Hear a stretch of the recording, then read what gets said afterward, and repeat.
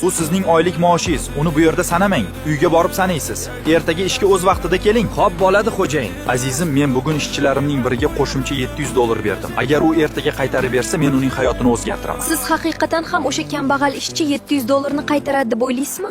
U sodiqlik sinovi deb ataladigan ahmoqona narsaga $700 sarflashga tayyor bo'ladi. Lekin men nimadir xarid qilmoqchi bo'lsam o'ylanadi.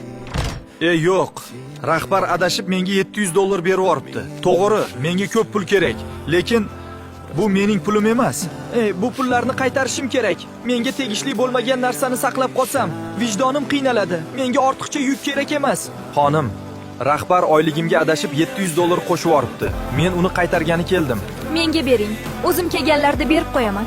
O'sha ahmoq rostdan ham pulni qaytardimi? Ishongim kelmayapti. Endi bu pullar meniki.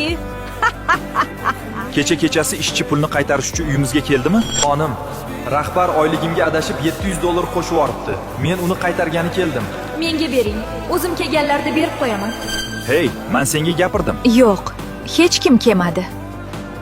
Sen rostdan ham qaytaradi deb o'ylaysanmi?